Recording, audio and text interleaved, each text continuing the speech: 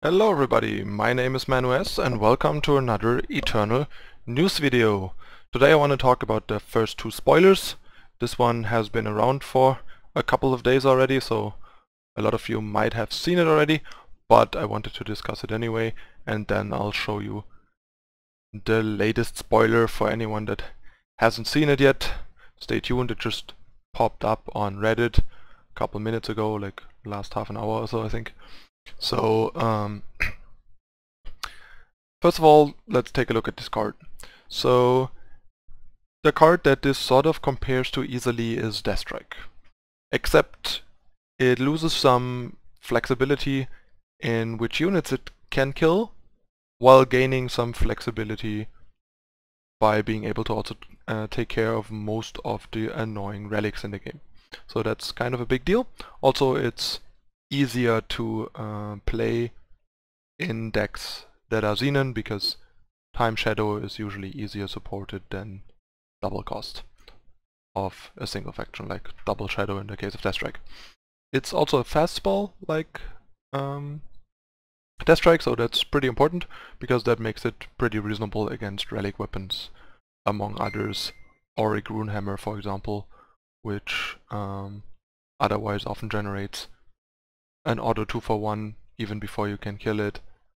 So it's kind of a big deal to be able to get rid of that first.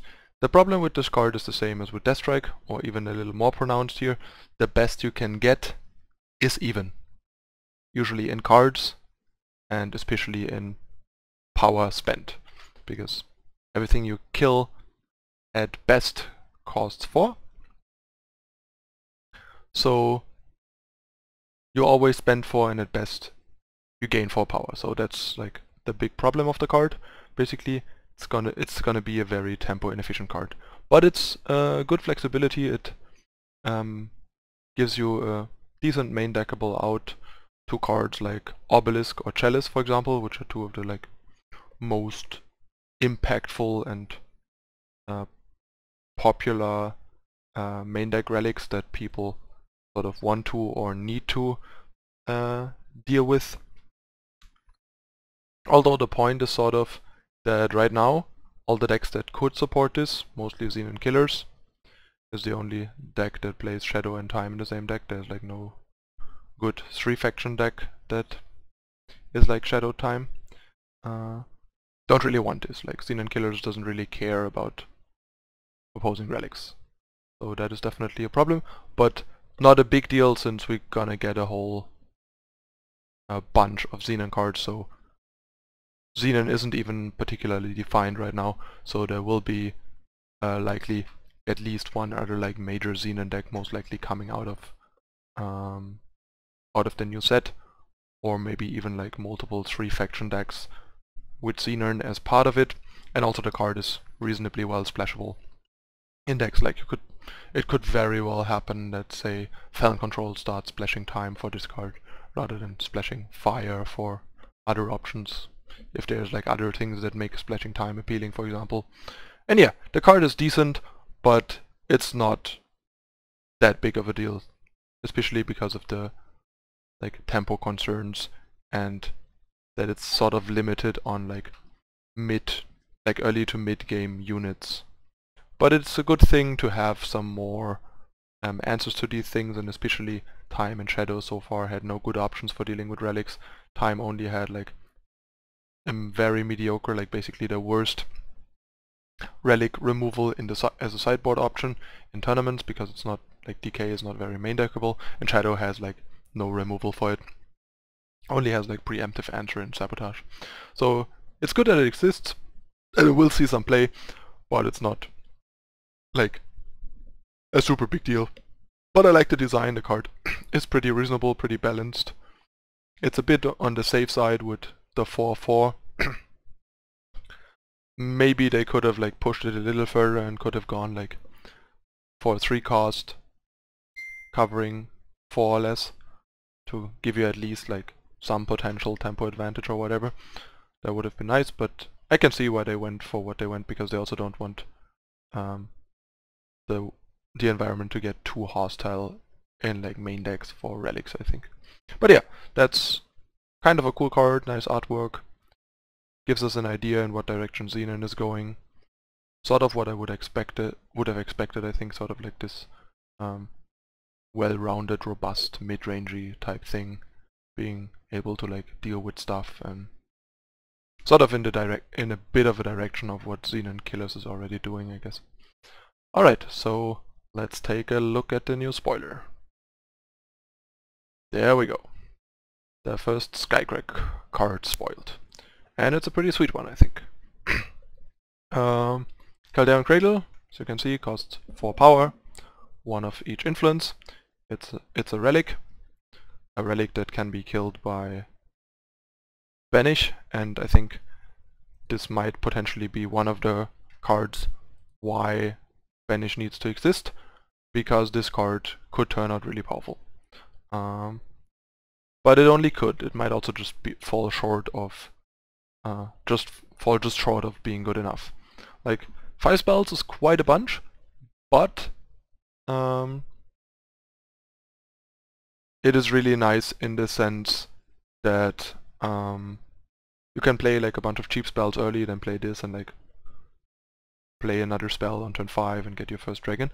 I'm not 100% sure how this card is gonna play out. Like, for example, what happens if you played 5 or more spells before you play this? Like, do you play this on 4 and you already get a dragon right away? Or do you only get the dragon if Cradle is in play when you play the 5th spell? That's definitely an interesting thing, because I can see scenarios where you manage to play 5 spells before you play this a bunch of times, even like on curve. But it's nice because Skycrack was to be expected to be like the spell alliance, basically, this like spell focused combination of colors, of factions. And there's a lot of things to fuel this. There's Second Sight, there's Levitate, there's Wisdom of the Elders, there's a solid favor in blue that also protects this relic. There's Torch and stuff, so there's a bunch of like really nice cheap spells, and there's probably more to come. So that is definitely nice, and there might also be like more echo spells that could be played in this, and also there's fate spells generated by cards like Jotun Hauler, stuff that allows you to put a non-spell card in your deck while still getting an extra spell in your deck, which is definitely nice.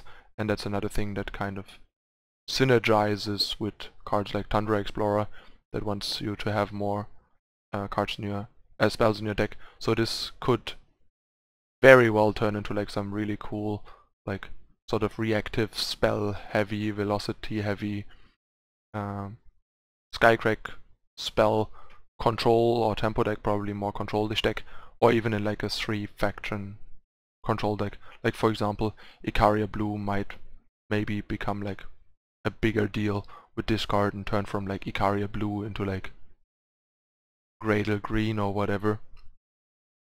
Because getting Harsh Rule is definitely a potential big deal, and another spell to fuel the Cradle.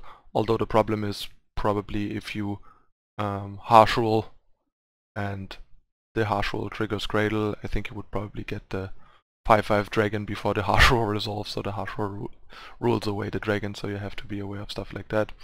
But yeah, getting cards like Vanquish and Harsh Rule is a pretty big deal.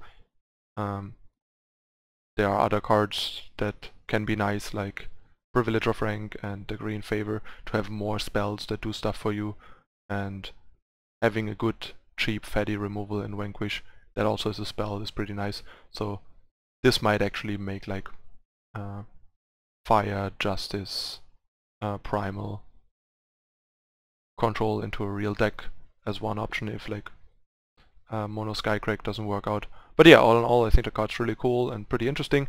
It has to be seen how it plays out, if like 5 spells is doable enough for the card to pull its weight, or if 5 is just like a nudge too high and the card might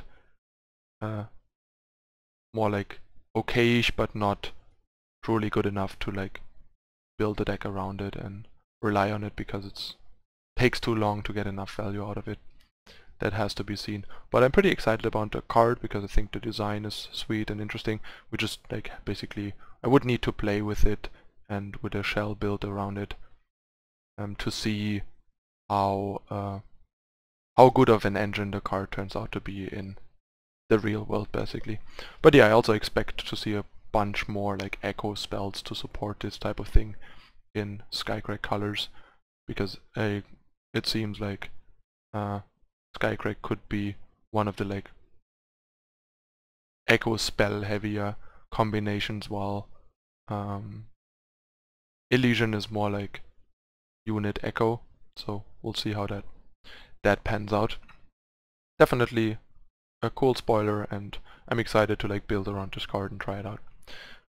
Okay, that's it for the first 2 spoilers. There will be many more this week because we are in spoiler season. The next 2 weeks will be full of spoilers, and every time there's like 1 or 2 new spoilers, I plan on recording a short review video, discuss the cards, give my opinions and initial ideas for it to share it with you guys. Alright, that's it for this time. Let me know in the comments what you guys think, how you like the cards, what your ideas are for it. And don't forget to like and subscribe if you haven't yet, if you enjoy my content. Would really help me a lot. And check out my social media for more future content. Alright, thanks for watching, see you next time.